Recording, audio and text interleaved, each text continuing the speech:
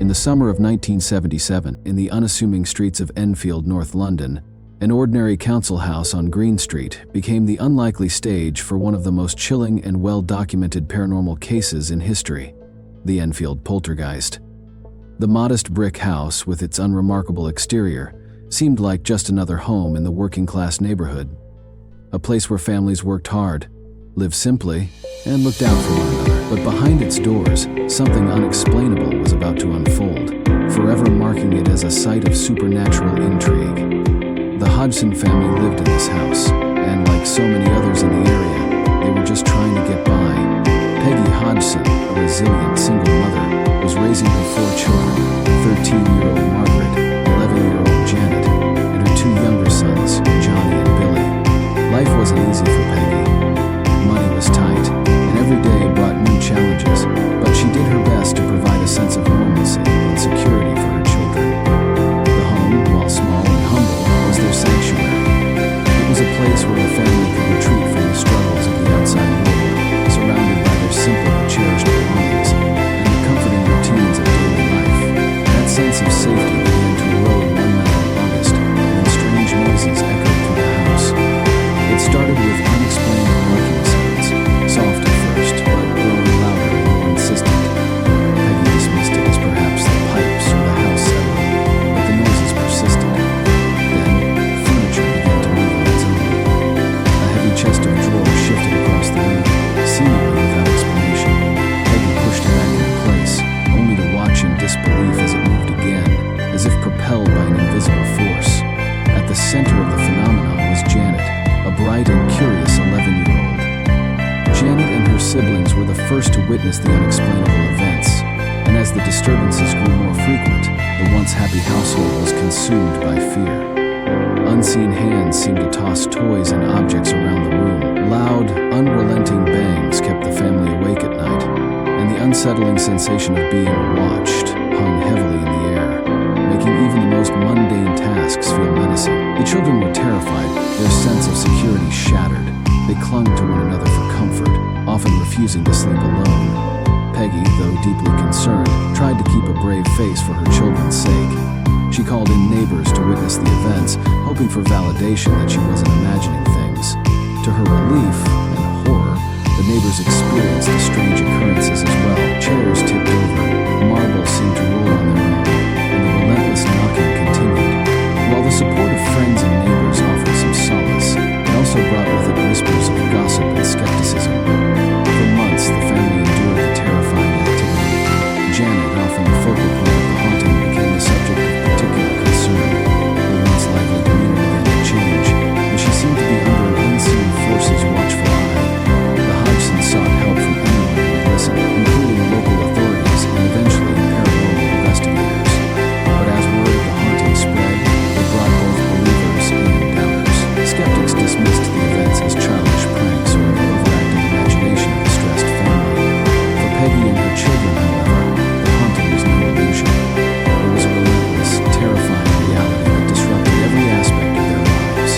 Their cozy little home, once a sanctuary, had transformed into a house of horrors.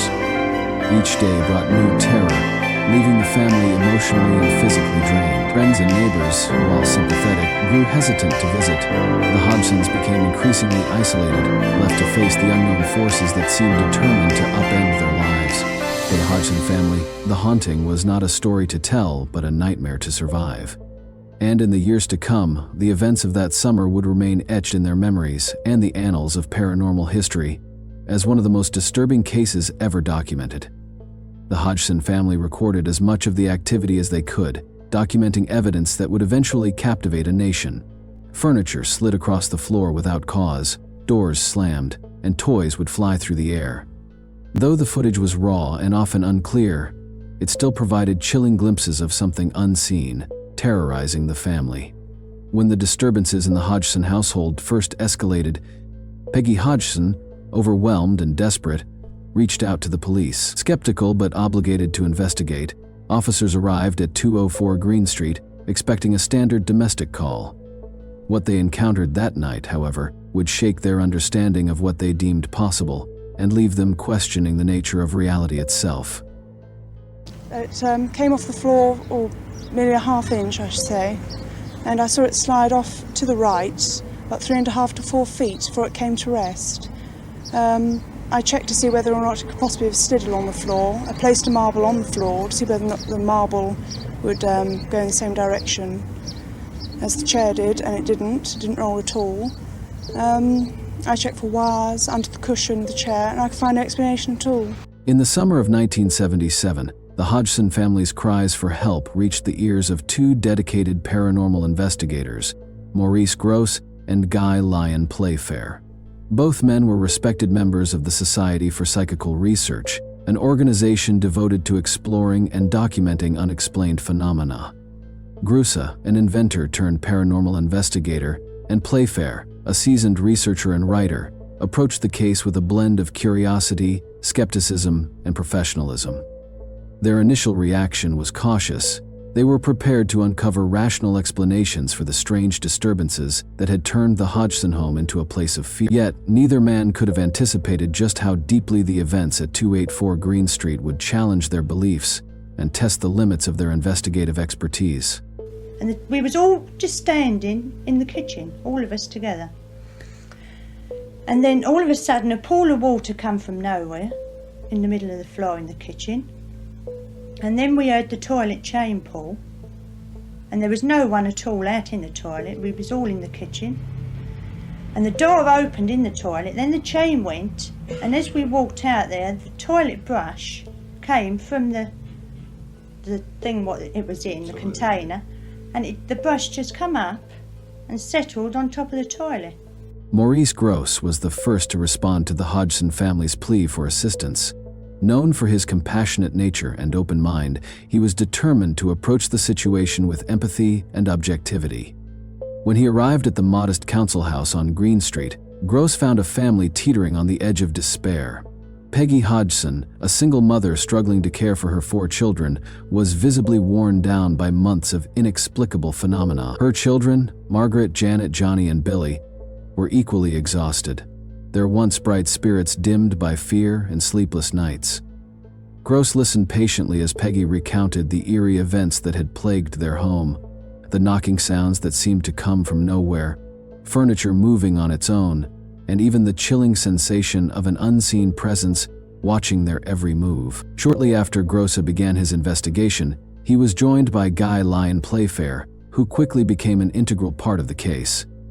Playfair, known for his meticulous research and protective attitude toward those affected by paranormal phenomena, immediately bonded with the Hodgson family.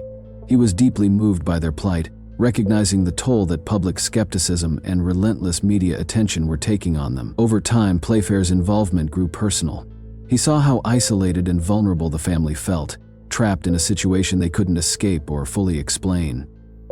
He believed their claims were genuine and resolved to document their experiences as thoroughly as possible. The investigators set out to uncover the truth, examining every possible natural cause for the disturbances. Gross, with his background as an inventor, meticulously checked the house for structural issues. He inspected the plumbing, electrical wiring, and even the foundations, searching for anything that might explain the persistent noises or the movement of furniture.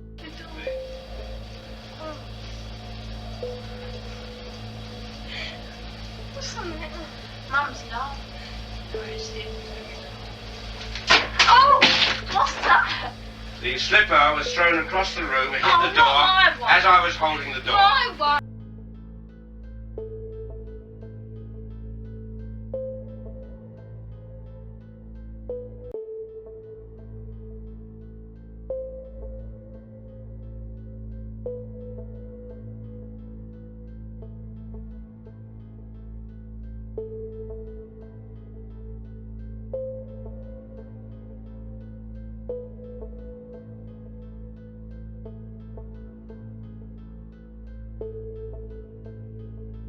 As Gross and Playfair spent more time in the house, they began to witness phenomena that defied rational explanation. Chairs slid across the floor, seemingly of their own accord. Curtains billowed as though caught in a strong wind, even though the windows were tightly shut. Objects, marbles, toys, and household items were hurled across rooms, sometimes with alarming force, as though thrown by an invisible hand. Both men were stunned by what they saw, yet they approached each event with caution, documenting everything in painstaking detail to maintain credibility. The most chilling aspect of the case began with Janet Hodgson, the 11-year-old who seemed to be at the center of the activity. One evening, as the investigators interviewed the family, a deep, guttural voice suddenly emerged from Janet. The voice was unlike anything the investigators had encountered before, sounding far older and rougher than Janet's own. Startled but intrigued, Gross and Playfair began questioning the voice, trying to determine its origin. When asked who it was, the voice replied with an unsettling simplicity, "I'm Bill. I used to live here, and I died in that chair." You'll hear here the whistling first of all, and then the barking. And here is this noise. If you can whistle and bark and groan, then you can talk. And I asked it to actually say my name. Well, just a minute. We'll try again. I want you to call out my name. My complete name. Morris Gross. See if you can do that.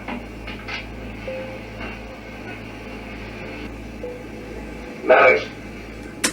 Now that was the first time we heard the voice, and since then we've been hearing it again and again, and it's been getting louder and louder.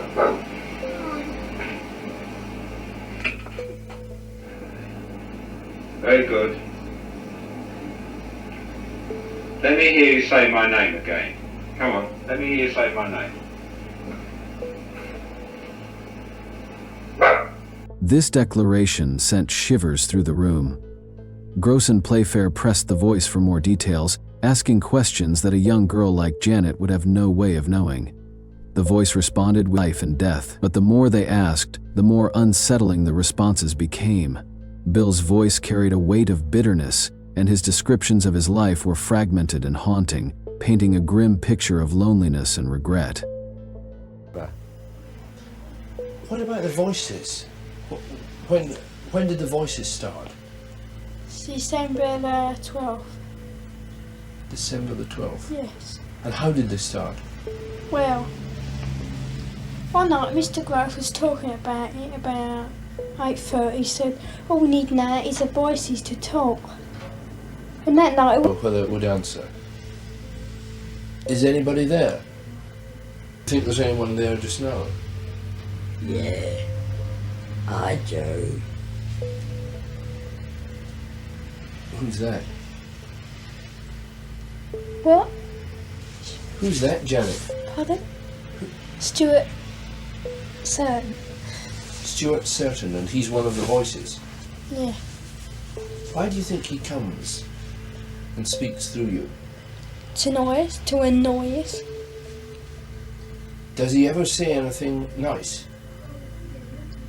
Well, don't know really.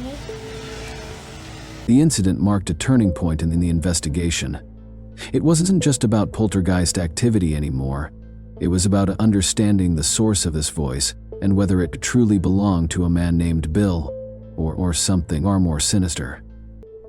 For the Hodgson family, the thought of sharing their home with such a presence was terrifying.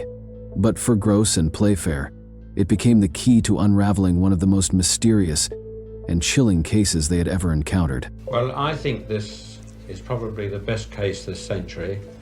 In fact, as far as documentation is concerned, it may be the best case of all time. What special aspects make it so? Well, the entity itself has been very, very violent at times, and of course the witnesses and the documentation have been excellent.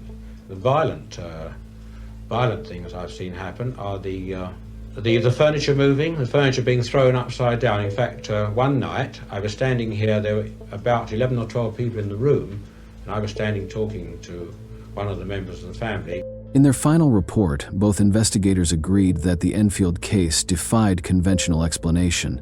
They believed the family had endured genuine paranormal activity, something beyond the realm of simple hoaxes or childhood imagination.